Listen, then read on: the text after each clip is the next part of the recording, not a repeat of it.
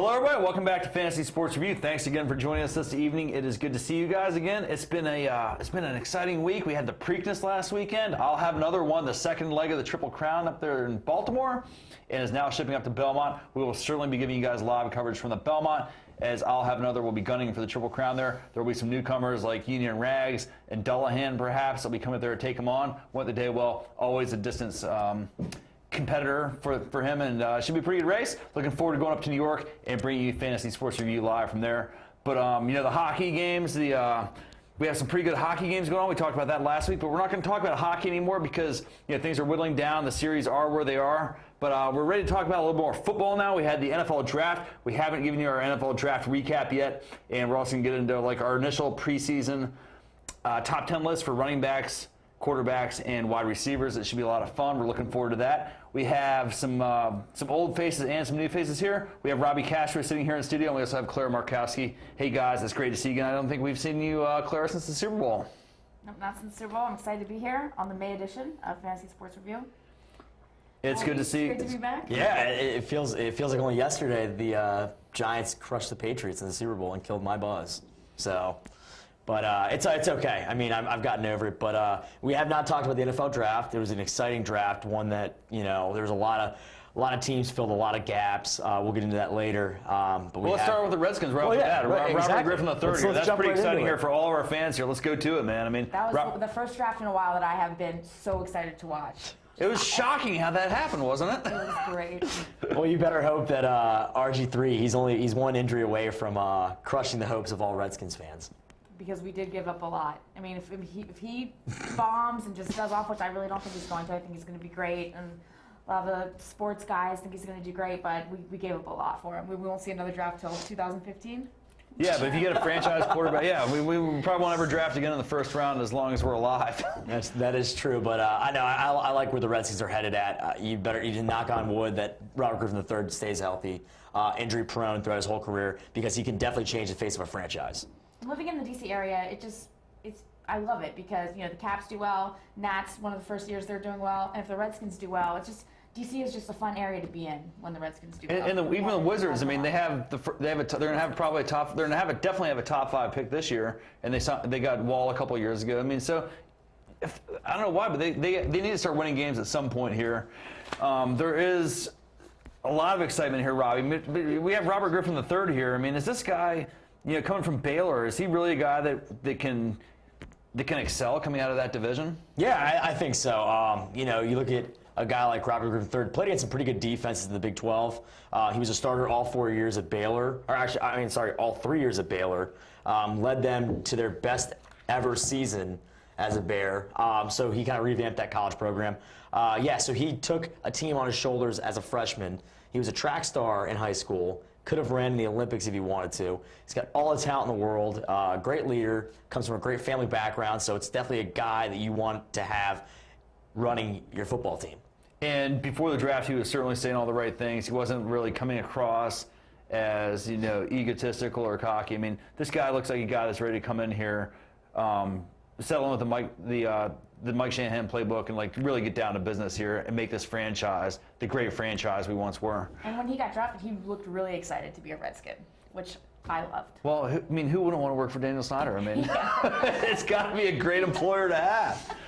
But he wasn't the only guy drafted in the draft this year, you guys. I mean, there was a lot of guys, and we're going to talk primarily about offensive skill players here, since we are a fantasy football show here. Trent Richardson is certainly the guy that a lot of people are looking at, drafted by the Cleveland Browns to take over the running back duties there. Now that Peyton Hillis has moved on to another team. Trent Richardson certainly looks like a great baller, coming out there out of Alabama there. But there were certainly some other running backs that were drafted as well. Doug Martin is one of the guys that comes from Boise State. And we're also talking about one of our other guys, David Wilson, right here out of Virginia Tech. I mean, these are some top running backs that are going to have a chance to. I mean, he fills in the void there, and for the New York Giants there, because now that Brandon Jacobs has moved on to the 49ers. That could, certainly by the committee approach to the Giants season, coming off a quality team like the Giants are, and now the fact that Hakeem Nicks is having some injury problems, maybe they'll rely more on the running game now. It definitely looks like that. And like you said, getting David Wilson, 32 overall, was people kind of looked at that as like, oh, it was kind of a weird pick. Why did they draft him? But again, the Giants have always had great drafts. They've always had great talent. They've always sifted through great talent. It's like one of those, why did they pick this guy? Well, they've been to, they've won 2 Super Bowls in the last 5 years. That's why. Well, how often do you hear you asking the same questions after the Patriots make a pick? I mean, it's the same thing. Yeah, when they drafted Hernandez and Gronkowski, 2 tight ends in the same draft, everyone was like, why they need so much more depth at other positions. Why are they doing that? Well, I mean, we saw this past year why that was so successful, because those 2 guys had unbelievable seasons, and for years to come, they should anchor that offense in New England, which is one of the best offenses, if not the best offense in the NFL. Yeah, I never thought I'd say this, but Robbie, you're absolutely right. And I mean, I'm not Robbie. He's not like he's not a top 10 running back, but I think he won the Super Bowl last year. Was he around in 2007 when they won the Giants? Was he in that one or no? Anyway, Who were the he's running not a top backs 10 back running then, back, but I think he's a good running back to sit behind, and watch him, and then he'll just improve with time. Yeah, no, I agree, and no, he was not part of that team. Okay. And I think it was Why not? 2008. Well, The 2007 season. 2008, yeah. Thank Oh. you. Yeah. Well, it's been a long day. But anyways, but shifting gears though, I mean, no, you're absolutely right. Teams like that, teams like the Patriots, the Giants, they always draft well. We saw a great draft in both those teams this year. The Redskins, even though they didn't have a lot to offer, getting Kirk Cousins in the 4th round, that could pay dividends. We don't know. What kind of dividend could that possibly pay? Well, if Robert Griffin III goes down, you want Rex Grossman handling the ball. The guy's turned the ball over twice. Has turned the ball over 2 times a game in the last 24 Sometimes games. even He's had 4. 40. So you're he's 47 drafting scared turnovers in then, the is what last you're 20 saying? You're going to draft Not for at all. like I think Kirk Cousins, what Shanahan saw was that he was the most reliable, most consistent running back in that draft. And Shanahan, obviously, I mean, without John Beck, I know that was terrible insight on his part, saying he was the best quarterback in that draft 4 years ago. With that being said, Kirk Cousins coming in was a sleeper. He was the starting quarterback in a Michigan State team for 3 seasons. Very polished quarterback. Did not have a lot around him, but worked well with what he had. And he's a guy, unlike Rex Grossman, doesn't turn the ball over and plays smart football. And that's what Shanahan asks of all of his quarterbacks. That's why he hated Donovan McNabb. And if both of them end up doing really well, we could get so many. We could get draft picks. So, we won't see first-round draft picks in the 2000s. we can trade back for some first-round draft picks. Well, you never know. I think it's a smart decision as well. That was the dumbest pick. That might be the worst pick in Redskins history, I Why? think. Because you just drafted one of the most noteworthy quarterbacks in the entire, in the last several years to be your starting Would quarterback. you rather draft a crappy offensive lineman or an awesome quarterback that could really develop? He's never ever going to have the chance to develop with Robert Griffin playing quarterback. I hope you knock on wood, because if you mush that pick, which I think you just did, you'll see how good Kirk Cousins plays. just such a We don't want to see stupid him pick. play. How about that? We don't want to see him play. That's like trading up. We could have drafted Luck and Griffin and taken the best of them. I mean, we could have gotten both those guys. It's just a stupid pick. Okay, we just got done. How about this guy Doug Martin? And you guys, LeGarrette Blount project is over, I guess. Not really. I mean, LeGarrette Blount fumbles the football a lot, but I don't think that he's done in Tampa. It just means that this guy's a little bit better, can really carry the ball for actually a very good Tampa Bay offense that didn't really show why they were so successful in 2010 or 2011. In 2010-2011 season, in 2011 they looked like crap because they had LeGarrette Blount fumbling the football almost every single down. The other situation that Tampa Bay had that year or two is they're a team that really struggled with a tougher schedule than they had the year before. We talk about schedules all the time on the show, and Tampa Bay was certainly one of those teams that had an easy kind of schedule 2 years ago that LeGarrette Blount could come out and have that breakout season. Last year, not as easy, and they really, really struggled. Well, Josh Freeman just made bad decisions all over the place. These are playing tougher teams. Well, it's not only the tougher teams, but it's a sophomore slump, or the sophomore jinx, or whatever, the Sam Bradford jinx. I mean, look at Sam Bradford's rookie season, transformed that St. Louis Rams team into a playoff team. They were 1 game away from making the playoffs.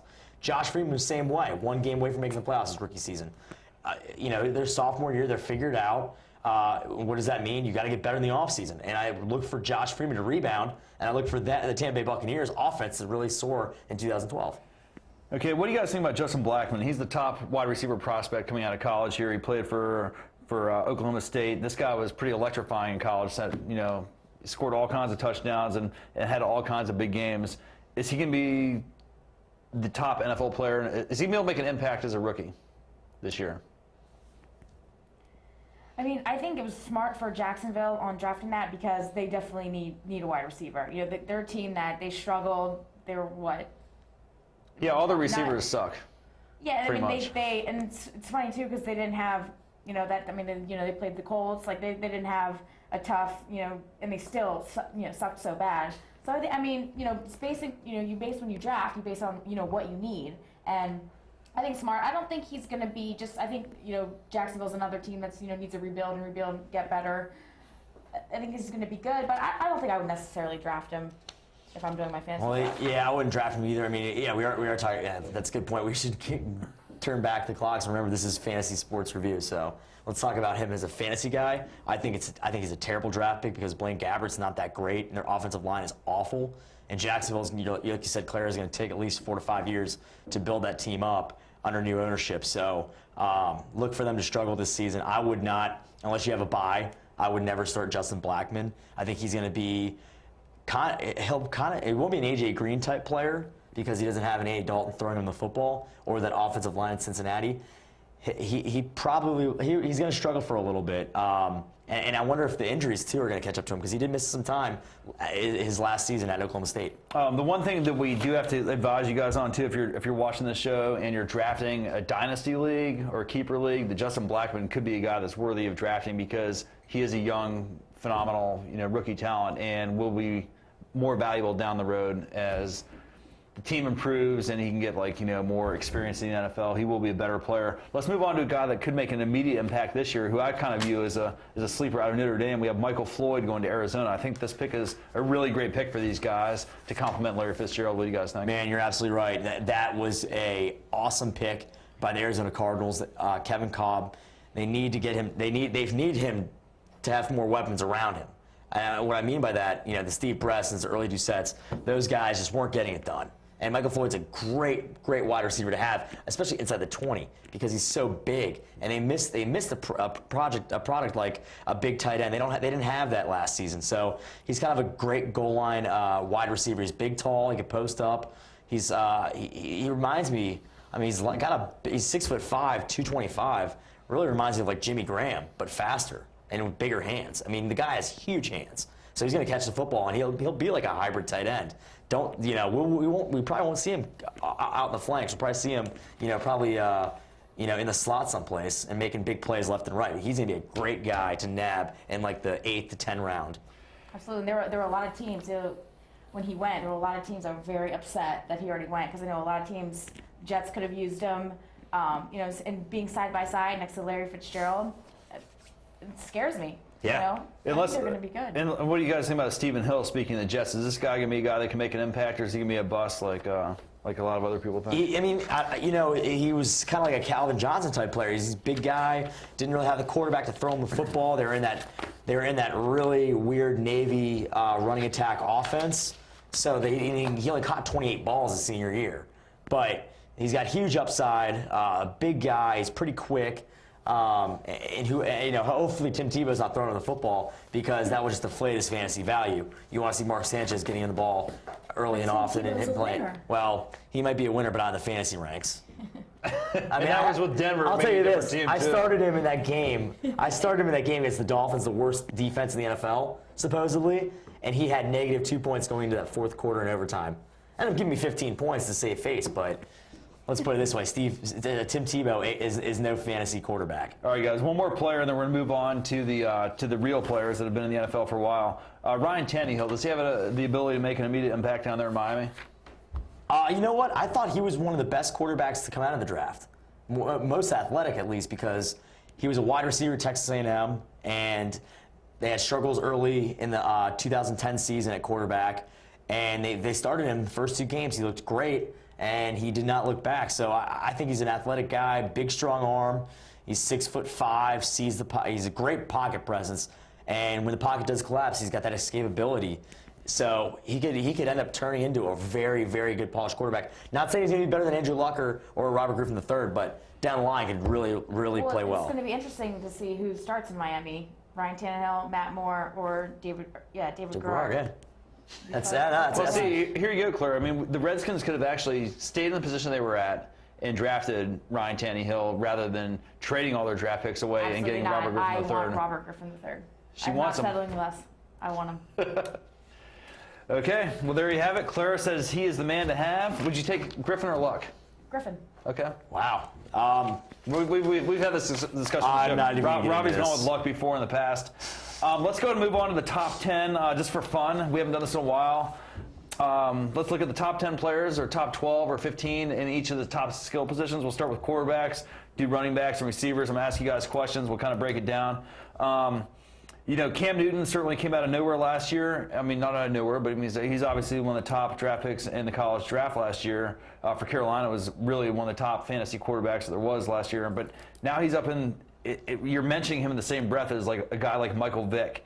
And he's on the cusp of being in the same fantasy production value as guys like Rodgers, Brady, Brees, and Stafford. Who in your guys' mind is the top quarterback this year if you have that number one pick? Is it still Rodgers, or do you want to play a little more safe with Brady? I mean, Brees, and Matt Stafford, and kind of an up-and-comer here, coming off a big year of 5 touchdowns each of the last couple of games. I mean, If I have the first pick. It was Vic last year. I mean, who can take this year? I mean, Aaron Rodgers, from fantasy standpoint, he gets points. He'll have 40 points a game. I'm going with Aaron Rodgers. You're gonna go with Rodgers on that He one. gets so many points. I like Tom Brady this year. Something tells me he's going to power out. There's no Matt Flynn to worry about this year with Rodgers too coming in and stealing. I think, yeah, I absolutely think that Tom Brady Easy schedule. Absolutely easy schedule.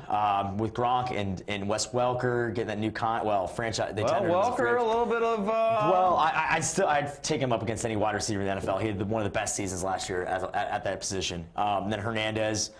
You got Brandon Lloyd now. I mean, there's adding to that That's arsenal. a good fit for that offense. Oh, I it's think. fantastic. He's going to catch everything. So, and Deion Branch as well. I mean, they have so many weapons. I like Tom Brady this season. Favorite, like you said, the matchups. Aaron Rodgers playing a tougher schedule. Teams are going to be gearing up for him. Bad defense in Green Bay. I mean, not a lot going on. I mean, I don't think he's going to really. The bad defense is going to make Aaron Rodgers score even more because they're going to give up touchdowns, and he's just going to have to keep throwing in the end zone. No, you're absolutely right. But I do see that, it might be that pressure point where they're like, you know what, we need to grind the clock. We need to grind the clock. Our defense has been on the field for so long. Let's not keep throwing the ball and getting these incompletes. Let's give our defense a breath and start running the football. And they need to get back to basics. They threw the ball 77% of the time last year. They don't really have any good running backs up there, though, man. It's going to hurt them this season. I'm telling you, people are going to be gearing up for the pass. I'm telling you, the Minnesota Vikings have gotten a little bit better on defense. Chicago Bears, we all know what they can do on defense. The Detroit Lions defense is really geared up. They're playing those teams twice a season. I mean, it's going to be tough for him to put up those numbers he was putting up. So I like Tom Brady. Well, see, that's my big, bold prediction for this year. I think that Matt Stafford is going to be one of those quarterbacks that actually falls off from his production from last year. I know a lot of people are going to argue with this. Like, oh, he's great. He got so hot at the end of last season. But here's the thing. Number one, Calvin Johnson now has the Madden curse on him. So he's going to get hurt, and he's going to miss like half the season. So that's going to immediately affect Matthew Stafford's. You laugh all you want to, man. It happens every year. I mean, it's no joke. I mean, ask Michael Vick, right? I will not be drafting And I'm not sure. I haven't really looked at the schedules too closely. We'll break that down later this summer. But I'm guaranteed that Detroit's going to have a harder schedule than they had last year. I think I think the Cam Newton's a guy that's going to be eligible to kind of fall off too. Where maybe a guy like Michael Vick can jump higher up in the rankings, having come off, gotten out of a system. It's like, all right, well, I made my $100 million contract. I had my fun and did whatever he did, and He needs to stop thinking he's a running back because he's going to get hurt. Well, he didn't really do a whole lot of that last year, I think, from the games that I saw. I mean, he did get hurt and missed some games, and then came back, and that team was on fire at the end of last year. Remember? Yeah, you're absolutely right. They were. They were what 3-8 at one point, and they were 7. killing yeah, people they were in the last crushing people season. at the end of the last. You're absolutely. And they killed the Cowboys playoff buzz. I mean, they did pretty well. So we'll look for the Eagles to do big things. And you're right. I mean, maybe we'll skyrocket. I think Cam Newton's going to be really good this year. All right, moving down to the next tier of quarterbacks, we have our Eli Mannings, our Tony Romos, Philip. I mean, this just goes to show you, this is 7, 8, 9, 10 on the list we're using from the football guys. Courtesy of those guys. We love those guys on the show. We've used their rankings for a very long time as sort of a starting point, a point of departure for what we're doing. We're just going to talk about these guys right here. I mean, you can go down on their list: Manning, Romo, Rivers, Ryan, Peyton Manning, Ben Roethlisberger, number 12, you guys. And at 13, you still have Matt Schaub. I mean, you do not need to draft a quarterback. I mean, it's nice to have Aaron Rodgers, and it's worthy of consideration. I agree with that if you really think he's going to have that kind of a season. But there are quality quarterbacks all the way through number 13, and even further down the list if you want to get a guy like Flacco, Dalton, or Freeman. Yeah, you're absolutely right. I think that you can really win on a quarterback. It'd be smart to do that, but not a lot of people. It's kind of like, you're in the 6th, 7th, or 8th round, and you're seeing all these quarterbacks fall off the board. You're like, I got to take a quarterback, and you don't realize that there's some real good steals at the running back and wide receiver position because you're not looking at it close enough. I mean, because I've been there. I know a lot of people have also been there too. So really, what we tell you guys is, wait on a quarterback, wait as long as you can. I mean, I came in 2nd place in a big money league 2 years ago, and my quarterback was Phillip Rivers, but I got him I told you, in the 5th or 6th round. Yeah, but he was pretty good at the start of that season before Gates got hurt too. Right. But I'm saying the value you can get at waiting on a quarterback, can be had because you can always fill in the 2 running backs, 2 wide receiver slots. The first 5 rounds, you've already got 2 running backs, 2 wide receivers that are going to stoke you. That are going to play every single game for you, hopefully barring injury. And exactly what you said, Robbie. I mean, those guys like Phillip Rivers, Matt Ryan, and even Ben Roethlisberger to a little extent. I mean, these are guys that are pretty hardcore. I mean, they're going to be dependable. They're not injury prone as like some of these other guys that you might be drafting. Speaking of running backs, running backs aren't nearly the value that they once were in fantasy football. They've kind of lost their luster, but there are still certain guys that can carry you to a fantasy title if you're able to get them and get the number 1 pick overall. And certainly the top guys on this list, a guy like Arian Foster, Ray Rice, perhaps LaShawn McCoy. In days past, Chris Johnson or Jamal Charles could get you to, those are the guys who are going to be drafted in the top 5 picks in a lot of fantasy drafts. I mean, those guys could anchor your team. I mean, Jamal Charles with his injury and his running back situation there, maybe not as much, but I mean, if you get a chance to take Foster, Rice, or McCoy, you're going to have to take them. You have to. I mean, especially, yeah. Yeah, I mean, LaShawn McCoy, he had, up until like the 7th or 8th game, he had 1 or 2 touchdowns every game. Maurice Jones-Drew, I had him in one of my leagues. He got me at least 20 points every game. When he's healthy, he's awesome. The only person in the top 10 that really fell off this year was Chris Johnson, who was huge upset. Well, that killed. We both drafted him pretty high. I was first round. I was first round. I got him in the first round. Yeah. I remember I got him like 8th overall, and I was like, oh my god, like this is unbelievable. Contract holdout, was a bit. Well, but you picked him up 8th. It's like he's got to do well, and then every week we do the show, you'd be like, Chris Johnson killing me, Chris Johnson. I know. But it's so weird to see Ryan Matthews in the top 5. I mean, he has not had the seasons that I thought he was capable of and having. remember, this is the football guys' rankings. This isn't our rankings. I mean, and they're usually very good about what they do. But I can't that's see fine. drafting I can't Matthews over Chris Johnson. Neither can I. And I can't even see really Matt Forte or even Darren McFadden too. I mean, those are some. I know Darren McFadden has missed a lot of games. A lot of games. But it doesn't matter. When he's on the field, he's a touchdown producing machine. But you're right. Lynch is certainly a guy that had his career year last year. Man, I understand it. Like, he had his career year. He's Marshawn Lynch. He's. And we preach about this all the time on the show, Robbie. The guys that come off their career years come back and they have a little bit of a setback.